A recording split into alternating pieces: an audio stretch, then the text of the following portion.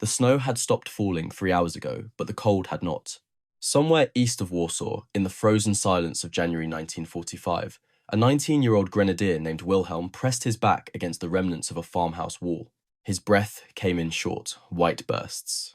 His fingers, wrapped in rags beneath woolen gloves, had lost feeling sometime around midnight. The temperature had dropped to minus 23 degrees Celsius. In conditions like these, metal burned exposed skin on contact.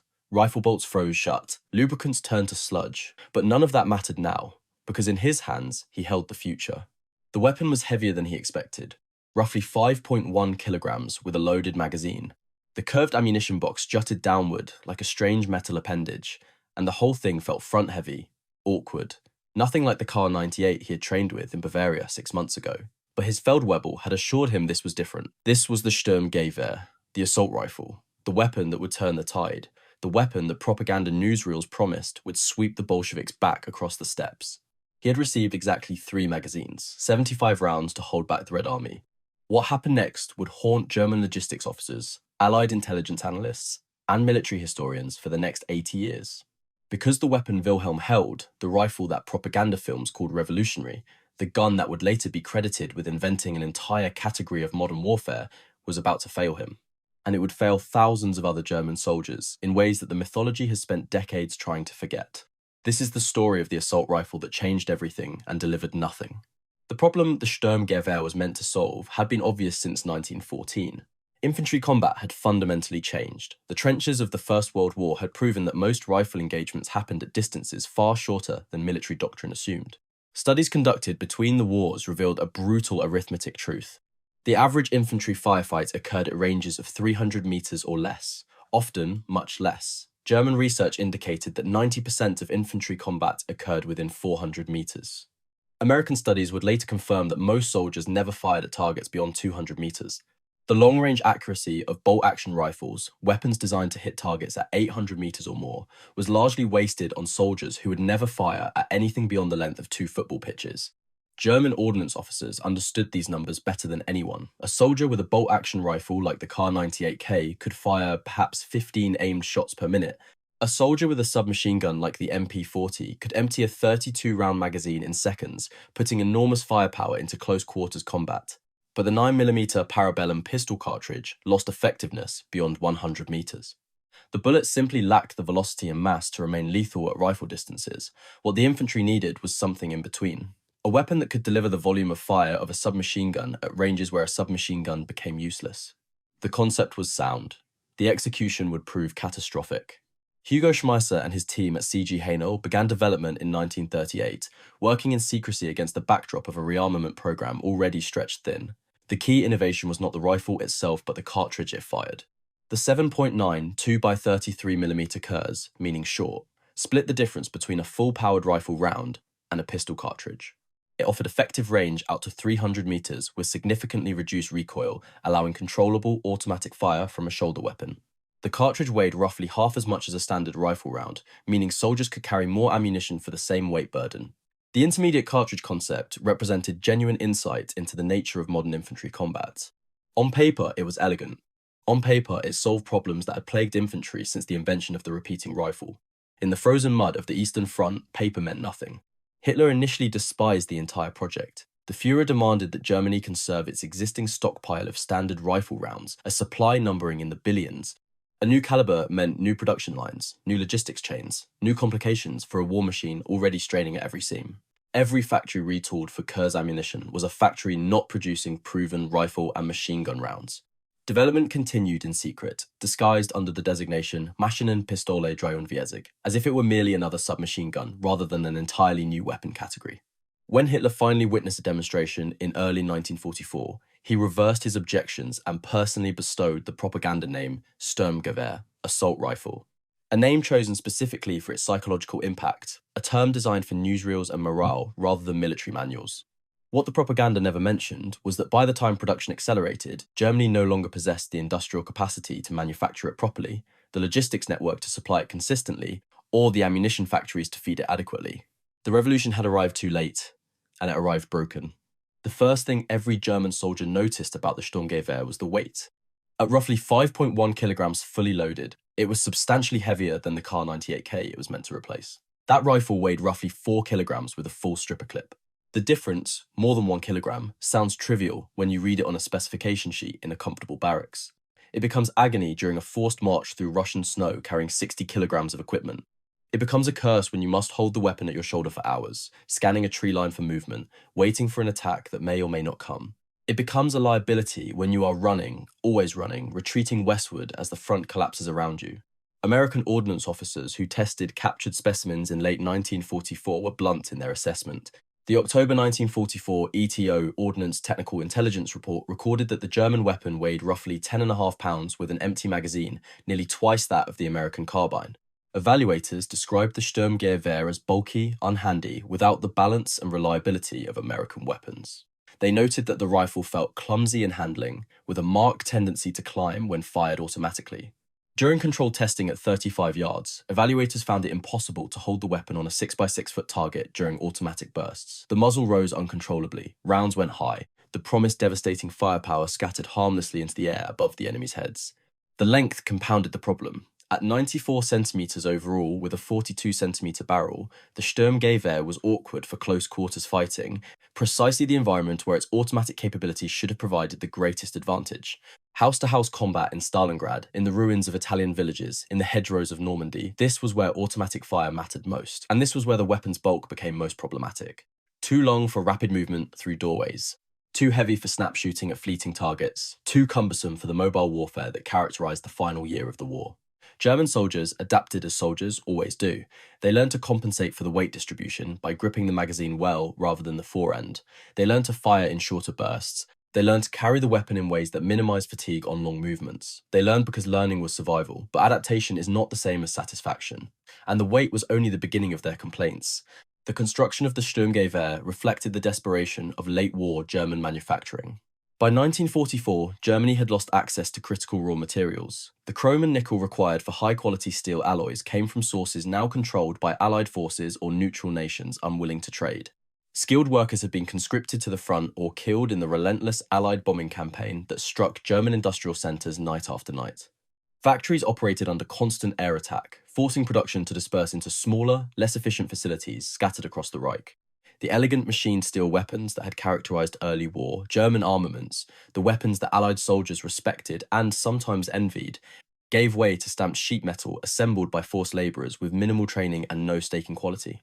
The Sturmgewehr embodied this industrial decline. Its receiver was constructed from thin stamped steel rather than machined forgings. This design choice saved manufacturing time. It reduced material costs. It allowed production rates that would have been impossible with traditional methods. It also created a weapon with serious durability concerns that Allied evaluators documented extensively. The October 1944 US Ordnance Report noted the problem with clinical precision. The use of thin metal stampings in this weapon is a weakness because certain parts can easily be dented and render the gun unserviceable. Allied analysts observed that late war fit and finish had deteriorated significantly compared to German weapons manufactured earlier in the conflict. The stamped construction that enabled rapid production also meant that relatively minor impacts could deform critical components beyond repair. Field repair capabilities were severely limited by the design. Because trigger mechanism pins were riveted in place rather than removable, only minor maintenance could be performed outside a workshop. If the trigger assembly malfunctioned, the entire component required factory replacement. One American assessment summarized the implications coldly. The carbine is obviously intended to be an expendable weapon. If it goes haywire in the field, you heave it away.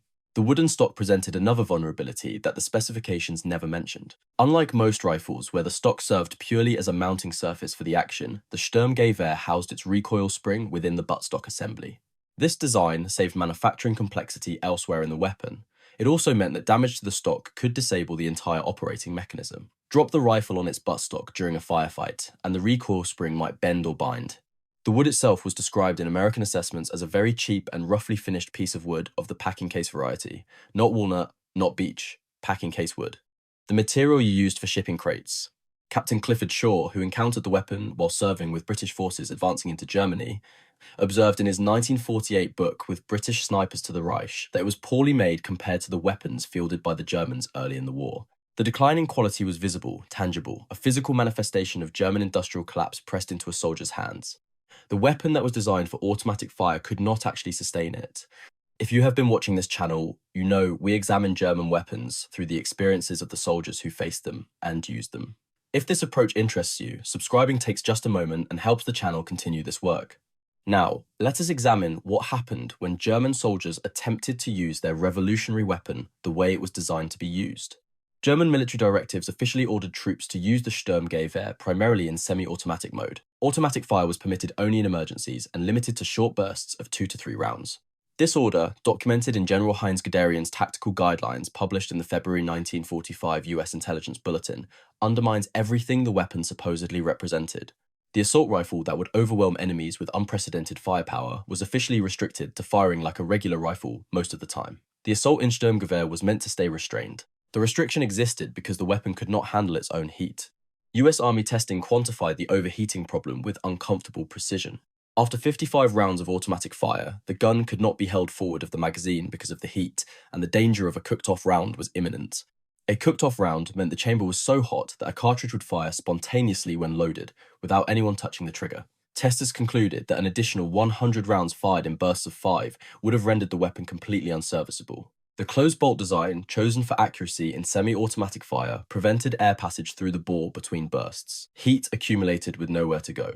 The stamped metal construction that saved production costs also conducted heat with brutal efficiency directly into the shooter's hands. The ETO report recorded a cyclic rate of approximately 400 rounds per minute during testing. This was lower than many contemporary automatic weapons, yet still generated heat faster than the design could dissipate. German soldiers learned to fire while wearing mittens or heavy gloves, gripping only the magazine well to avoid burns on the forend. In the Russian winter, this was merely uncomfortable since they wore gloves anyway. In the summer campaigns of 1944, fighting through France in July heat, it became genuinely debilitating. Soldiers developed burns on their supporting hands. Some wrapped rags around the forend. Others simply stopped using automatic fire altogether. The magazine system added further frustration to every engagement. Reports indicate that German guidance limited magazine loads to 25 rounds instead of the full 30-round capacity to extend follower spring longevity. Late war magazines appeared with capacity restrictions built into the design itself. The magazine follower spring had such a short service life under full loads that this reduction became standard practice. This was an acknowledgement that the original 30-round magazine design created reliability problems under normal use. Early production magazines suffered from additional defects that made combat even more unpredictable. Reports from frontline units documented floor plate lips being knocked off when soldiers hit the ground to fire from prone position. The impact of a body dropping to earth was enough to pop the base plate free, spilling springs and loose ammunition into the dirt at the worst possible moment. The curved magazine also suffered from faulty springs that caused magazines to detach from the weapon as they emptied. Midway through a firefight, the magazine would simply fall out. American testing recorded one malfunction per approximately 100 rounds fired, typically a failure to eject that jammed the action with a spent case trapped between a feeding round and the breech. This failure rate was not catastrophic compared to some weapons, but it was notably worse than American weapons like the M1 Garand, which could fire thousands of rounds between stoppages under similar conditions. The numbers tell the story of logistical catastrophe that no propaganda could overcome.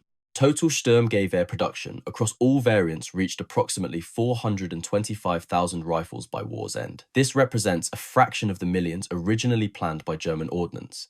The gap between ambition and reality grew wider with every month the war continued. Even these production figures overstate the weapon's battlefield presence.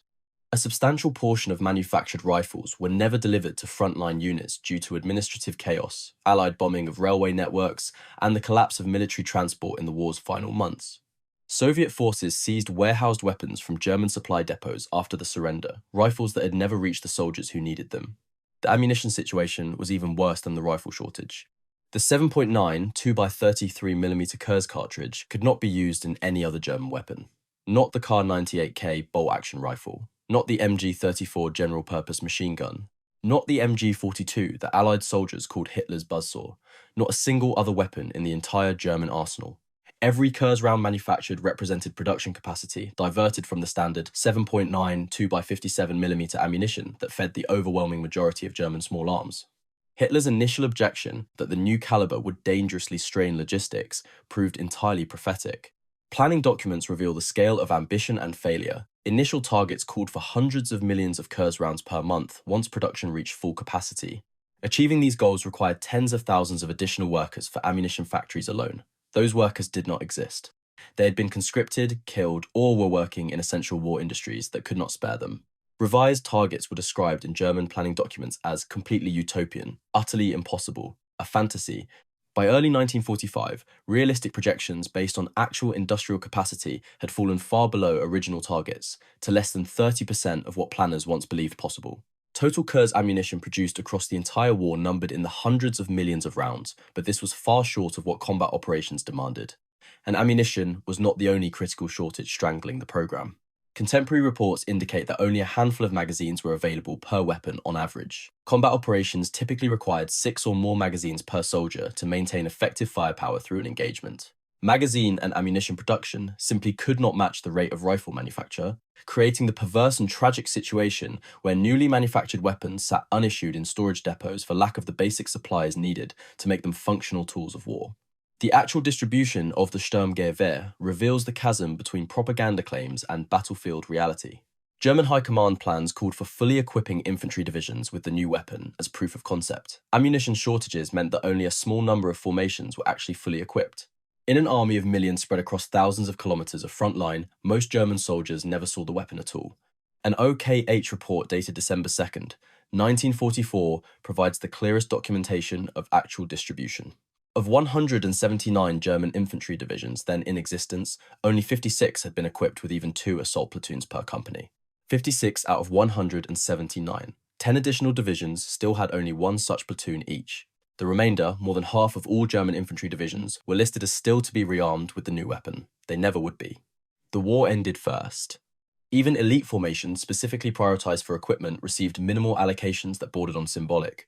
The 2nd Battalion of the 26th SS Panzer Grenadier Regiment possessed only 11 MP-43s, the predecessor designation, in their entire battalion inventory at the start of the Battle of the Bulge. 11 rifles, hundreds of men. This was in a formation earmarked for the most important German offensive of the war's final year, in a unit specifically prioritized for modern equipment.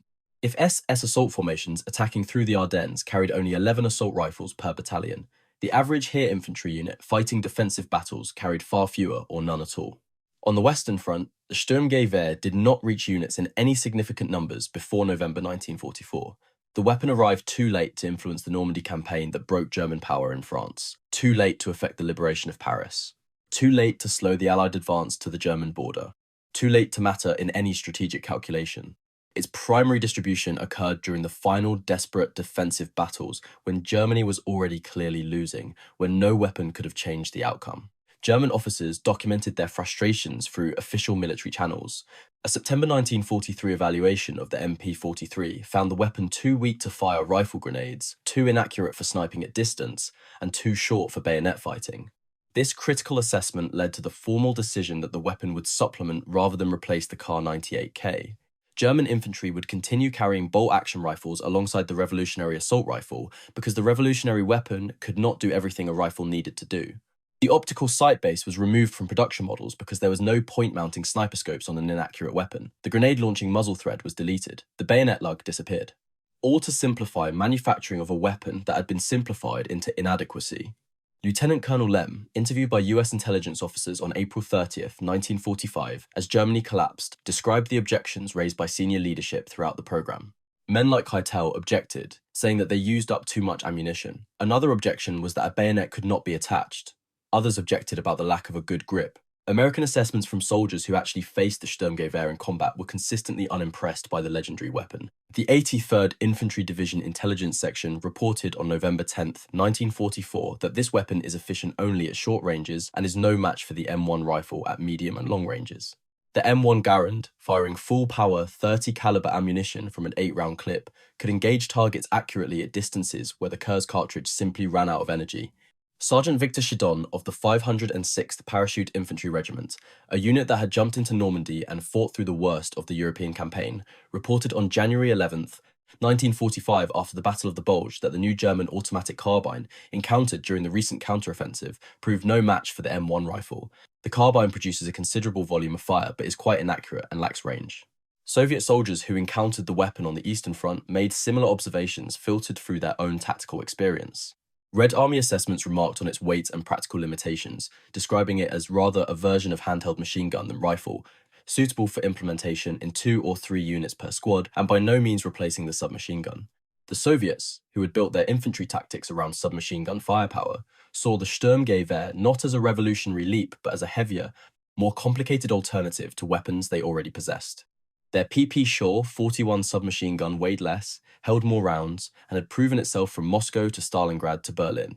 Why adopt something heavier and more temperamental? The practical reality of combat revealed problems that no amount of propaganda could solve. A weapon that jammed in the cold, a weapon that overheated in sustained fire. A weapon that required a unique ammunition supply chain in an army already struggling to deliver standard rifle rounds to the front. A weapon that arrived in numbers too small to equip more than a handful of divisions. These were not minor inconveniences.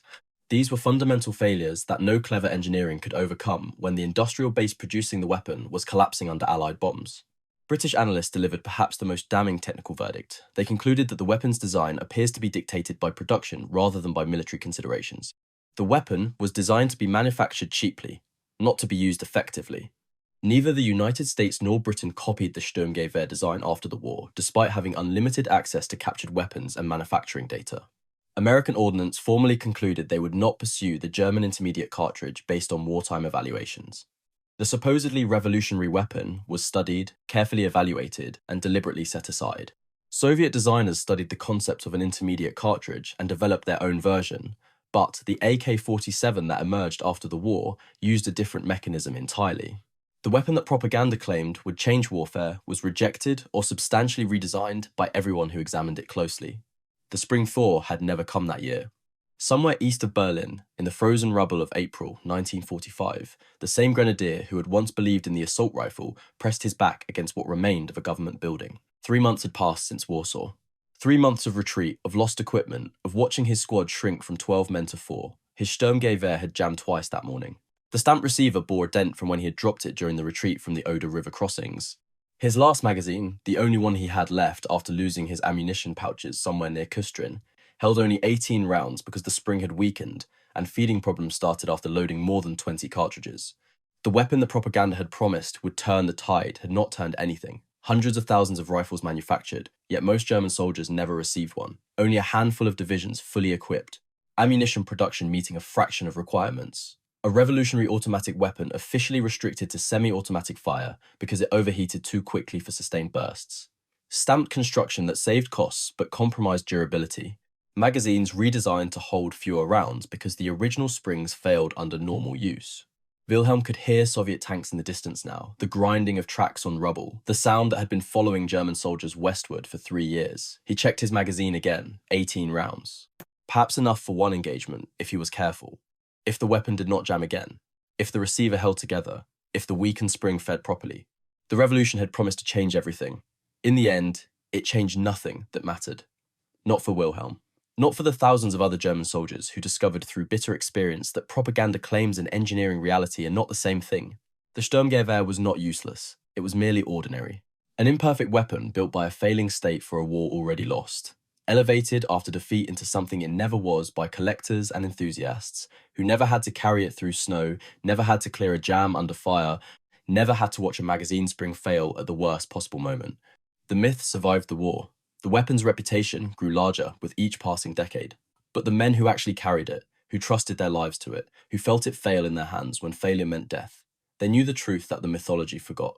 They had held the future in their frozen fingers, and the future had jammed. The concept would survive. The intermediate cartridge would indeed change infantry warfare in the decades to come.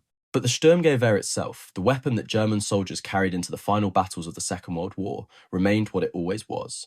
A flawed tool built too late by a nation that had already lost.